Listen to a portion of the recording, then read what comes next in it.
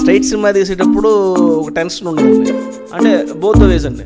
ఒక్కొక్కటి ఏంటంటే కొంతమందిని ప్యాంపర్ చేయాలి, కొంతమంది మీద హార్ష్గా ఉండాలి. మేము స్టార్ హంట్ పెడతాం, అమ్మాయిలు సెట్ చేయాలి, ఎందుకండి బాంబే వెళ్ళండి మార్నింగ్ నుంచి ఈవినింగ్లో అయిపోద్ది. చరణ్ గారికి బాగా నచ్చింది, రామ్ చరణ్ గారికి బాగా నచ్చింది. టెన్షన్ పడే విషయాల్లో అది కూడా ఒకటి. హాయ్ ఇండియా గ్లేడ్ వ్యూయర్స్, నేను అని కనిగంటి, రన్ సినిమా డైరెక్టర్ని. రేపు మార్నింగ్ రన్ సినిమా అన్ని థియేటర్స్లోనూ సందడి చేయబోతుంది. డిఫరెంట్ ఫిల్మ్ తీసామని అందరూ అనుకుంటున్నాం. ప్రొడక్షన్ టీం నుంచి హీరో, డైరెక్షన్ డిపార్ట్మెంట్ అందరి వరకు కొత్త సినిమా చేసాం అన్న ఒక ఫీల్ అయితే మా అందరికీ ఉంది.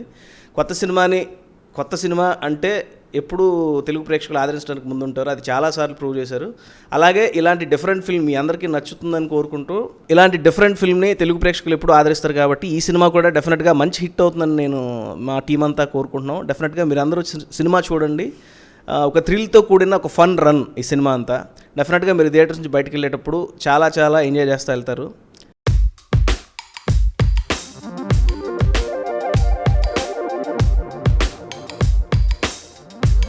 జాగ్రత్తలు అంటే ప్రతి రీమేక్ సినిమాకి ఒక టెన్షన్ అయితే ఉంటుంది. అక్కడ హిట్ అయింది, అక్కడ పరిస్థితులు ఏంటి, మన పరిస్థితులు ఏంటి, అక్కడ పర్ఫార్మెన్స్లు ఏంటి, మన పర్ఫార్మెన్స్లు ఏంటి, ఇవన్నీ. బట్ ఏంటంటే బేసిక్గా ప్రాపర్ కాస్టింగ్ కుదిరింది ఈ సినిమాకి. ఒరిజినల్గా మలయాళం, తమిళ్లో ఏ ఫీల్ అయితే ఉందో ఆ ఫీల్ని ప్రాపర్గా తీసుకొచ్చే ప్రయత్నం చేసాం.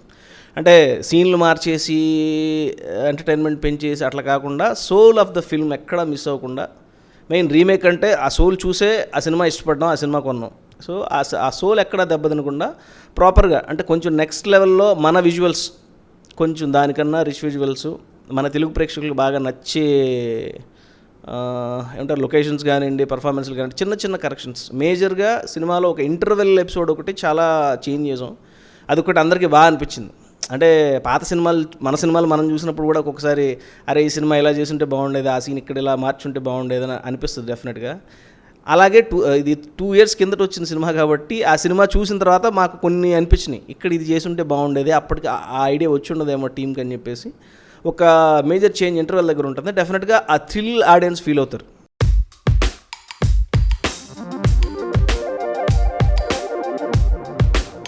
అది ప్రొడ్యూసర్ ఛాయిసే యాక్చువల్లీ. అంటే ఒక సెటప్ చేసిన తర్వాత నేను వచ్చా ఇందులోకి. ఆ సినిమా బాగా ఇష్టపడ్డ వాళ్ళు అనిల్ సుంకర్ గారు ఫస్ట్ డిఫరెంట్ సినిమా ఇది, తెలుగు వాళ్ళకి ఇలాంటి సినిమా చూపించాలని చెప్పేసి ఒక కాన్సెప్ట్తో ఆ సినిమా రైట్స్ తెచ్చుకున్నారు. ఆ రైట్స్ తెచ్చుకున్న తర్వాత సందీప్ కిషన్తో ఎప్పటి నుంచో సినిమా చేయాల్సి ఉండింది, 14 Reels అనుకుంటా. సో సందీప్ బాగా మంచి ర్యాప్ ఉండింది అనిల్ గారికి, సందీప్కి. ఓకే సందీప్ బాగుంటుంది అంటే down to earth guy, boy next door అన్నట్టు. అంతకుముందు సందీప్ సినిమాలు చూసినా కూడా బాయ్ నెక్స్ట్ డోర్ క్యారెక్టర్ ఉంటుంది, దానికన్నా కొంచెం ఇంటెన్స్.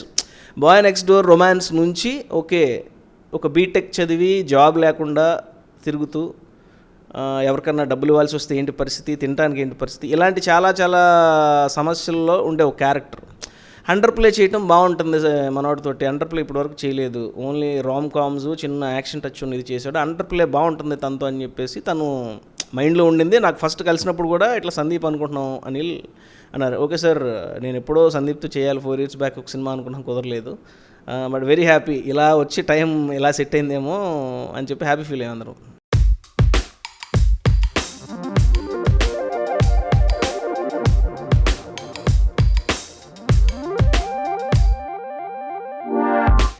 అదే చెప్తున్నా, జాగ్రత్త అంటే సోల్ ఆఫ్ ద ఫిల్మ్ ఎక్కడా దెబ్బతినకుండా ఏమి అంటే మన క్రియేటివిటీ చూపించడానికి కానీ, మన టాలెంట్ చూపించుకోవడానికి కానీ, మన కథల్లో మన టాలెంట్ చూపించుకోవచ్చు. సో ఒరిజినల్ సోల్ దెబ్బతినకుండా అందులో ఉన్న ప్రతి మూమెంట్ని రీక్యాప్చర్ చేయగలిగాం. దట్టు ఇంకొకటి ఏంటంటే కాస్టింగ్ పర్ఫెక్ట్గా కుదిరింది ఈ సినిమాకి.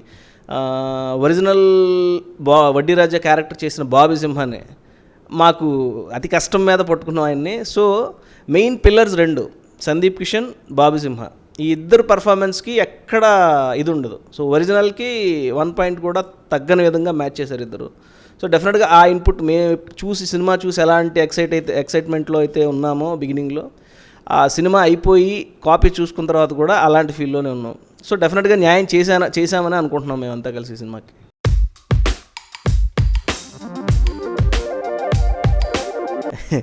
అంటే స్ట్రైట్ సినిమా తీసేటప్పుడు ఒక టెన్షన్ ఉండదండి.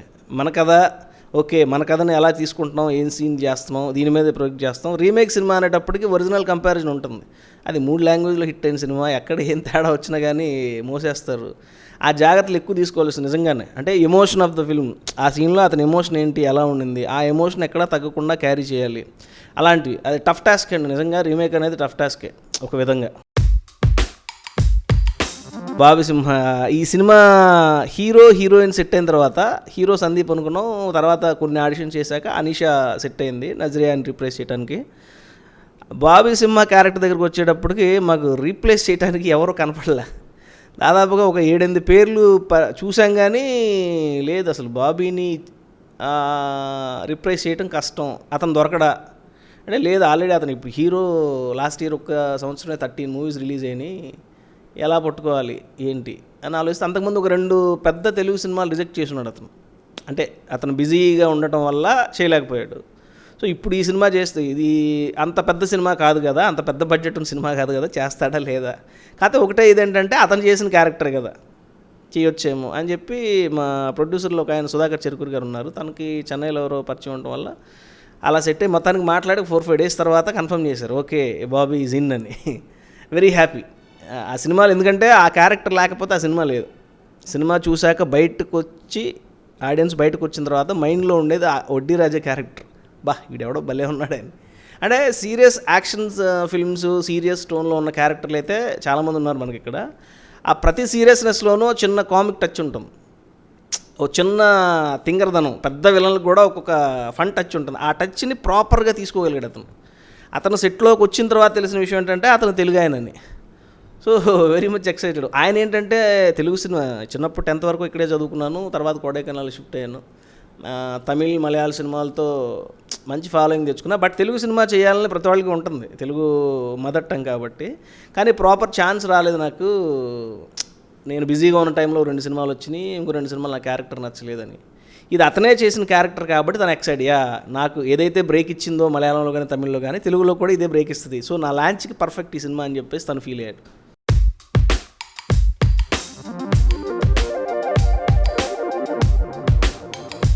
కాదు అదే ఆ కథ మిస్టర్ నోకే. అదే మిస్టర్ నోకే ఫస్ట్ తనకు అనుకుని చెప్పాను. అంటే తనకి ప్రొడ్యూసర్ లేకపోవడం వల్ల అప్పుడు అంత పెద్ద ఇది లేదు కాబట్టి సక్సెస్ అనేది ఇంక సినిమాలే చేయలేదండి. ప్రస్తుతానం ఒక సినిమా చేసిన తర్వాత కలిశాను. సరే బాగుంటుందని చెప్పేస్తే ప్రొడ్యూసర్ సెట్ అవ్వలేదు. ఇంకా కష్టం బ్రో, నాకు అంత ఉన్నట్లేదు ఇప్పుడు, మళ్ళీ ఏదైనా చేద్దాంలే, నా కోసం ఎందుకు ఆపేయటం అని చెప్పి అంటే ఇక నేను ట్రయల్స్ చేస్తే మనోజ్కి బాగా నచ్చింది. సో ఓకే, తను హ్యాపీ ఫీల్ అయ్యాడు. మంచి హీరో, మంచి బిజినెస్ ఉన్న హీరో, పోలే నాతో ఉంటుంటే నీకు మనోజ్ దొరికేవాడు కాదేమో అని చెప్పేసి తను హ్యాపీ ఫీల్ అయ్యేటప్పుడు. సో ఇన్ని సంవత్సరాల తర్వాత మళ్ళీ సెట్ అయింది ఇలాగా.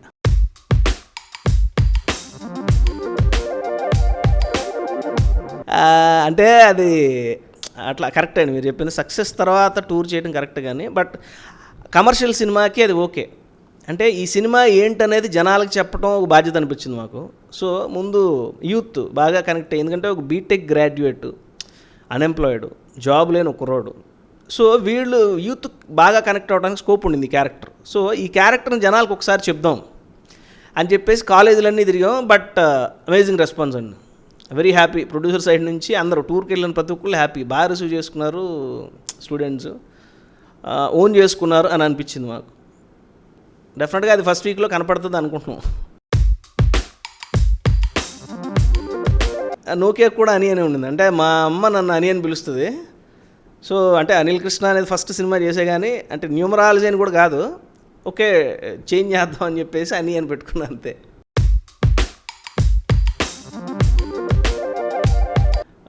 గుడ్ క్వశ్చన్ అండి.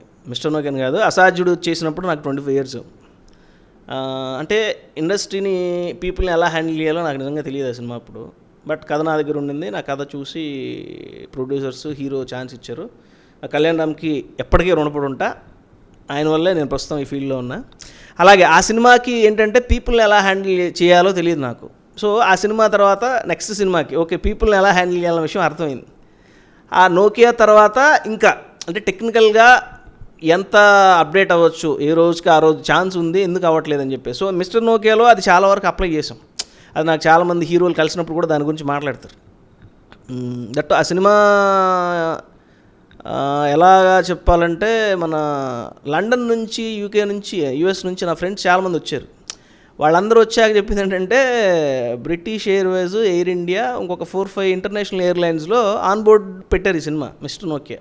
One and only south Indian film. ఒక 6 months పాటు ఆన్ బోర్డ్ ఉండింది అది. సో అక్కడ నుంచి వచ్చేవాళ్ళందరూ అరే ఫ్లైట్లో నేను సినిమా చూశాను రా అని చెప్పి చెప్తుంటే ఓకే హ్యాపీ. అంటే టెక్నికల్లీ స్టాండర్డ్స్ ఉన్న సినిమాలని వాళ్ళు సెలెక్ట్ చేసుకుని పెడతారు. సో ఓకే వీఆర్ అప్గ్రేడింగ్, పర్లేదు నెక్స్ట్ సినిమాకి ఇంకా చేయొచ్చు. అట్లా day by day learning process అండి ఎవరికైనా ఇది.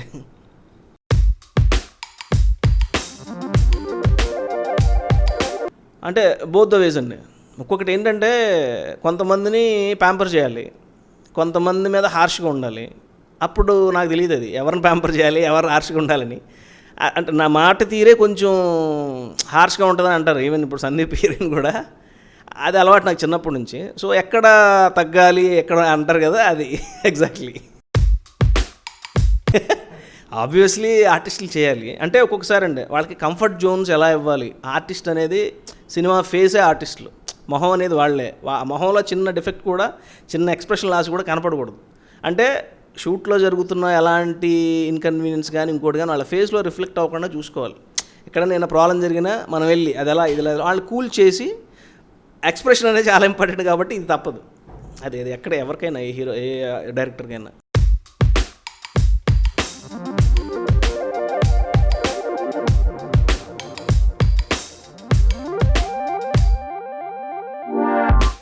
అవునండి. But films are changing, audience taste మారుతుంది. అలాగే కొత్త కొత్త సినిమాలు చూస్తున్నారు. ఒకప్పుడు 4 songs 6 ఫైట్లు ఉంటే చూసేవాళ్ళు, ఎంజాయ్ చేసేవాళ్ళు, విజిల్స్ కొట్టేవాళ్ళు. ఇప్పుడు కొత్త సినిమాలు స్వామిరార సినిమా చూస్తున్నారు, బంగారు తల్లి చూస్తున్నారు, రకరకాల సినిమాలు వస్తున్నాయి. అంటే అప్పటికి మనకు ఒకటే జానర్ ఉండింది. తెలుగు సినిమా అనేది IMDbలో కూడా సపరేట్ జానర్ కింద పెడతారేమో అని జోక్ చేసేవాళ్ళు చాలామంది. సో ఇప్పుడు అలా లేదండి. ఆడియన్స్ చూస్తున్నారు, కొత్త సినిమాలు చూస్తున్నారు. అదే మెయిన్ కాన్ఫిడెన్స్. అంటే ఇప్పుడు అంతకుముందు మేము అవే ఎంజాయ్ చేసేవాళ్ళం, ఎక్కువ కమర్షియల్ ఫిల్మ్స్. మనసు ఒకసారి ఎప్పుడన్నా కొత్త సినిమా చూసినప్పుడు అరే చాలా బాగుంది ఇది, మన దగ్గర ఎందుకు రావట్లేదు ఇవి అని చెప్పి ట్రై చేస్తాం. ట్రై చేసినప్పుడు తీసుకోవడానికి కొంత టైం పడుతుంది. ఆడియన్స్ కూడా హ్యావ్ టు వెయిట్. ఇంకోటండి అదే యాక్చువల్గా మనం బాంబేలకి వీళ్ళకి పరిగెత్తున్నాం విలన్స్ కోసం కానీ, తెలుగు కోసం కానీ, హీరోయిన్స్ కోసం కానీ. చాలామంది ఉన్నారు ఇక్కడ, మనం ఎవరిని వాడట్లేదు. అంటే ప్రాపర్గా సెట్ చేయట్లా అసలు ఎవరైనా ఉన్నారా ఇక్కడ ఏంటనేది. స్ట్రైట్గా బాంబే వెళ్ళిపోదాం, హీరోయిన్ తీసుకొద్దాం, ఇదే గోల్లో ఉన్నారు. అంటే మేము అలా ట్రై చేసాం కొన్ని. బట్ ఈ అమ్మాయిని చూసిన తర్వాత, ఆడిషన్ చేసిన తర్వాత అరే తెలుగు వాళ్ళు చాలామంది ఉన్నారు ఇక్కడ, మనం ఎందుకు ప్రాపర్గా చూడట్లేదు అనిపించింది. అలాగే బాబు సింహాది ఇక్కడ పుట్టి ఇక్కడ పెరిగి తమిళ్లో పెద్ద స్టార్ అయిపోయాడు అతను. సో ఓకే తెలుగు వాళ్ళు మనం గుర్తించట్లేదు అనేది ఒకటి అర్థమైంది. నెక్స్ట్ సినిమా కొంచెం ఎక్కువ తెలుగు వాళ్ళు ఉండేలాగా జాగ్రత్త పడతా.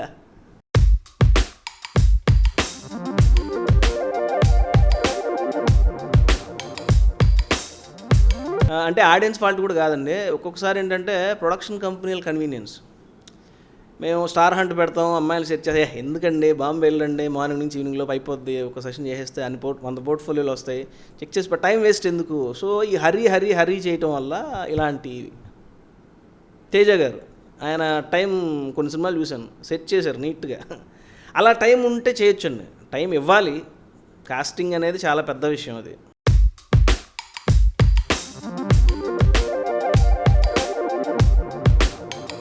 లేదు అంటే ఇది రీమేక్ సినిమా, 3 లాంగ్వేజ్లో ప్రూవ్ అయిన సినిమా, ఏమీ చేయటానికి లేదు. ఎందుకంటే అల్ఫాన్స్ పుత్రుడు అనేవాడు బ్రహ్మాండమైన intelligent director, super intelligent director అతను. So each and every frame దానికి ఒక రీజను, దానికి ఒక సెన్సు ఉంటుంది. హీరోని కాదు మేము వేలు పెట్టడం కూడా భయపడ్డాం. ఇందులో ఇంత బాగుంది ఈ సీన్ మారుద్దాం, మన వాళ్ళకి టచ్ చేద్దాం అంటే ఒరిజినల్ సోల్ పోద్ది. పొరపాటున ఫస్ట్ రేపు రాసేది ఏమన్నా ఉంటే ఒరిజినల్ ఫిల్మ్ని కంపేర్ చేస్తేనే రాస్తారు ఎవరైనా. సో ఇది మనసులో ఉండేది. సందీప్ అలా ఏమి ఉండదండి. ఇప్పుడు సందీప్ అని కాదు, ఎవరైనా కానీ సినిమా గురించి పనిచేసేటప్పుడు సినిమా బాగుండాలని కోరుకుంటాం. ఎందుకంటే మన సినిమా, మనం యాక్ట్ చేస్తున్న సినిమా, మనం డైరెక్ట్ చేస్తున్న సినిమా. అట్లా ఏదన్నా మన పర్సనల్ టేస్ట్ కాకుండా ఇది బాగుంటుంది అనిపించింది, ఏదో సినిమాలో చూసిన విషయం ఇంకొకటి, అది బాగా ఎక్సైట్ అయ్యాం కదా మనం, అది పెడితే బాగుంటుందేమో అని అది ప్రతి వాళ్ళకి ఉంటుంది ఆ సెన్సు. అది అంత మాత్రం ఇంటర్వ్యూ అది అంత పెద్ద వర్డ్ నాకు తెలిసేది.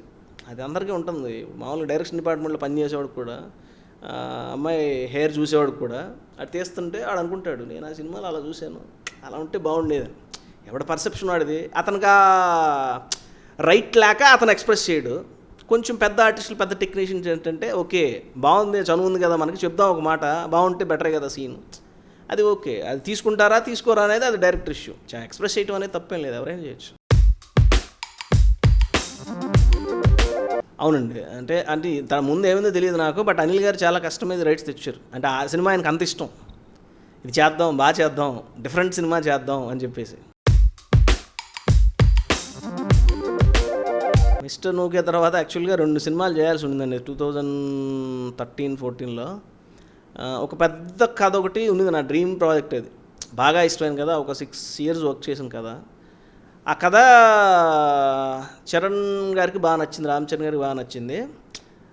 ఆ టేక్ ఆఫ్ అవుతుంది అన్న టైంలో ఇక్కడ పొలిటికల్ కండిషన్స్ కొన్ని ఇలా టర్మాయిల్స్ మారిపోయినాయి. ఏంటంటే అది ఒక టైప్ ఆఫ్ ఒక టైంలోనే చేయాలి ఆ కథ. సపోజ్ ఎలక్షన్ ముందు వస్తున్నప్పుడు ఇంకొకటో, సో టైం సెట్ అవ్వలేదు దానికి. సో దాని మీద ఎక్కువ వర్క్ చేయడం వల్ల వేరే ఏవి చేయలేకపోయాను. బట్ డెఫినెట్గా ఆ కథ ఎలక్షన్లోకి వస్తుంది కదా డెఫినెట్గా. అది తెలియదండి, అంటే ట్రై చేయాలి. అప్పటికి ఉన్న సీక్వెన్సెస్ ప్రకారం తను చేస్తే బాగుండింది, తనకు బాగా నచ్చింది కదా. తర్వాత ఇక గోవిందుడు అందరూ వాడాలి, ఫ్యామిలీలోకి వెళ్ళిపోయారు. అనిల్ ఇలా ఉంది situation, will do it later, తర్వాత చేద్దామను, అది వేరే కథ ఏదన్నా కూడా చేయని చెప్పారు ఆయన. పొలిటికల్ థ్రిల్లర్ కాదండి, అంటే నాకు శంకర్ సినిమాలు బాగా ఇష్టం, డైరెక్టర్ శంకర్ గారు బాగా ఇష్టం. భారతీయుడు ఒకే ఒకడు, సో అలాంటి స్పాన్లో ఉండే ఒక కథ, ఒక సోషల్ అవేర్నెస్ మెసేజ్ ఉంటుంది అందులో. ఇది పొలిటికల్ థ్రిల్లర్ అయితే కాదు, అంటే ప్రతి మెసేజ్లోనూ పాలిటిక్స్ అయితే ఉంటాయి, ప్రతి సినిమాలోనూ పాలిటిక్స్ ఉంటాయి. ఈవెన్ లవ్ సినిమా కాకుండా ఏ సినిమా తీసుకున్నా బ్యాక్డ్రాప్లో కనపడుతూ ఉంటాయి పాలిటిక్స్ లేకుండా ఉండవు. బట్ డైలీ రెగ్యులర్గా మనం చూసే విషయాలనే అందులో చెప్పాం. రన్ తర్వాత అయితే ప్రస్తుతానికి నారా రోహిత్ సినిమా ఒకటి ఉందండి, ఎప్పటి నుంచి 1 year నుంచి, తనకి నాకు బాగా నచ్చిన కథ ఒకటి ఉంది. అది మోస్ట్లీ జూన్లో సెట్స్కి వెళ్తుంది. ఎస్ అవును, మంచి టోన్డ్ బాడీ కావాల్సి ఉంటుంది దానికి. సో ఆయన ప్రిపేర్డ్ ఆల్రెడీ, ఈ సినిమా కోసం చేస్తానని, ఎంత కష్టమైనా పర్లేదు. అది థ్రిల్లర్, అది యాక్షన్ థ్రిల్లర్. అది అంటే మనకి అలాంటి పాయింట్లతో లైక్ గజనీ గుర్తుండి ఉంటుంది మీకు, ఒక ట్రెండ్ సెట్టింగ్ పాయింట్ ఒకటి ఉంది అందులో. సో దాన్ని నమ్మేం అంత బాగా. దానిగా ప్రొడ్యూసర్ అనౌన్స్ చేస్తాను, నెక్స్ట్ మంత్ అనౌన్స్ చేస్తాను. అంటే ఎవరినో ఒక 2 ఉన్నారు, కానీ ఎవరు ఫైనల్గా ముందు ఎవరిది స్టార్ట్ అవుతుందనేది తెలీదు. అది ఆయన చేతిలోనే ఉంది.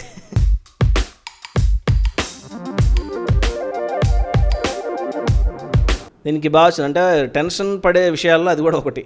ఫస్ట్ నుంచి హీరో విలన్ రీరికార్డింగ్ చాలా డిఫరెంట్ అంటే అది మామూలు మాటల్లో చెప్పాడు, ఊరికే ఒక పదం వేస్తే సరిపోద్ది. దానికి చాలా కొత్తగా చేశారు, లోకల్ ఇన్స్ట్రుమెంట్స్ తీసుకుని. యాక్చువల్గా ఆ సినిమాకి, థ్రిల్లర్ సినిమాకి హారర్ మ్యూజిక్ వాడారు వాళ్ళు. చిన్న పియానోలు ఎక్కడో, లైట్ లేయర్, అంటే భయం అనేది సైలెన్స్లోంచి భయం పుట్టించారు. సో ఇది ఇలా ఉంది, ఇది కొంచెం ఎక్స్పెరిమెంటలే డెఫినెట్గా. ఎలా చేస్తాం అంటే సాయి మీద కాన్ఫిడెన్స్ ఉంది అందరికీ, ఎలాంటి ఆర్ఆర్ అయినా బాగా చేస్తాడు, ఎలాంటి సినిమా అయినా బాగా చేస్తాడు. సరే సాయికి చూపించంటే, సార్ మీరు హ్యాపీగా ఉండండి నేను చూసుకుంటా అన్నాడు. ఉంటుందన్న టెన్షనే. సాంగ్స్ ఇచ్చాక ఓకే ట్రెండ్లో ఉన్నాడు, కొంచెం కొత్త సాంగ్స్ అడిగాం, కొత్త సాంగ్స్ లాగే ఉన్నాయి, బాగున్నాయి. ఆర్ఆర్ ఫస్ట్ రీల్ చూసే వరకు టెన్షన్ ఉండేది, వన్స్ ఫస్ట్ రీల్ చూశాక హ్యాపీ అనిపించింది. ప్రాపర్గా అంటే ఎక్స్పెరిమెంట్కి తక్కువ స్కోప్ ఉండి కమర్షియల్గా కొంచెం దాన్ని మిక్స్ చేసి బాగా ఎలివేట్ చేశాడు సీన్ని, అది బాగా అనిపించింది. ఓకే చెప్పిందంటే తెలుగు ఆడియన్స్కి మీరు మేకింగ్ నెక్స్ట్ లెవెల్లో చేశారు, మన ఆడియన్స్కి ఆ సౌండ్ సరిపోదు, దాన్ని దృష్టిలో పెట్టుకుని దాని ఇది పోకుండా నేను చేస్తానని చెప్పి చేశాడు, చాలా బాగా చేశాడు. Very much happy, thank you so much అండి. 1 point. ఏం పోలీసు నువ్వు? ఫ్లూట్ జింక ముందు పోదు, పద్మావతి ముందు కాదు. 2 point. హాల్ అవుట్ పెడితే పడని దోమలు ఉంటాయేమో కానీ పొగిడితే పడని అమ్మాయి ఉండదురా. అర్థమైందా? 3 point. ఫ్రెండ్స్ అందరూ అంటుంటారు నేను చేసుకోబోయే అమ్మాయి చాలా కష్టపడుతుందని. లర్న్ ఫ్రమ్ కృష్ణవంశీ గారు నాకు ఒకసారి చెప్పారు, my entire agenda these days is to go do my job and come back. Once I lock the script and everything is lock, సెట్కి లేక నాకు సంబంధమే లేదు. ఏమన్నా చేసుకోండి, ఏమన్నా తీసుకోండి, నా సినిమాలు బాగుండాలి, అందరి సినిమాలు బాగుండాలి, కుదిరితే నా సినిమా ఇంకొంచెం బాగుండాలి.